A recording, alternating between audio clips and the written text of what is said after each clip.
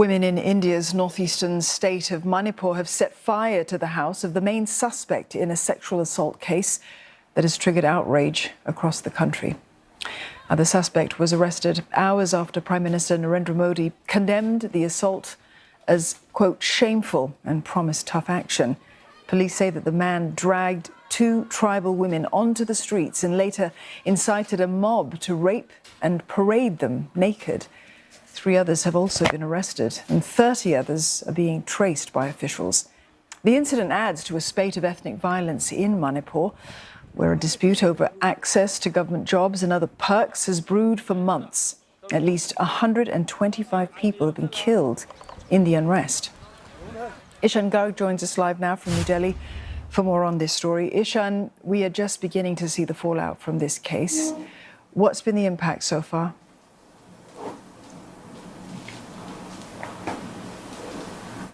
Well, what we're now beginning to see is people taking matters of law and order into their own hands. As we're now hearing from Manipur, this report of a group of women who describe themselves as activists who have set fire to the house of the person who has been accused of being involved in this incident. And this is something that many activists had warned from a long time ago, that if the government does not intervene and does not bring the situation in Manipur under control, these two communities in Manipur, the tribal groups and the majority groups, they will continue in a circle of violence against each other. So we are seeing the beginnings of that taking place, and the opposition parties in India, they are calling on the government to take strict action in this state. The tribal groups in Manipur, they are saying that the federal government should impose a precedence rule which would ensure a stricter form of law and order being enforced in this state.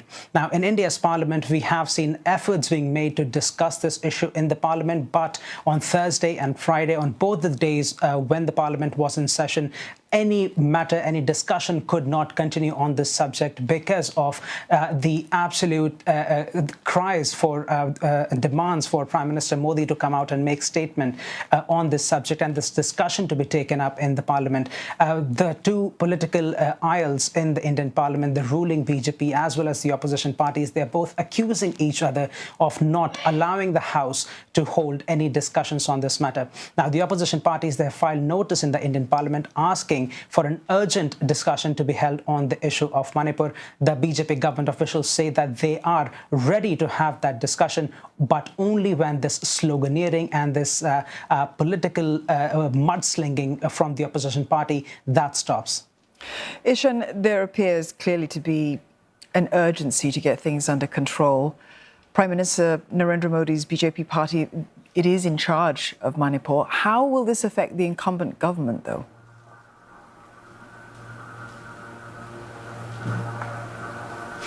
Well, we're already seeing calls from pretty much all across the Indian society, be it from civil society groups, be it from people in the activist circles or even in the opposition parties. They are calling for the state of Manipur's chief minister, Mr. Biren Singh, to resign from his position. When reporters asked him if he is going to resign from his position, he said that he is not going to go into those matters right now, and his priority right now is to control the law and order situation. Now, the main opposition party in the country, Congress Party, which is already hitting the political campaign trail, they have targeted Prime Minister Modi fair and square, and they are saying that Prime Minister Modi has failed to bring the situation under control in Manipur. Now, the officials are saying that they have taken all the steps necessary.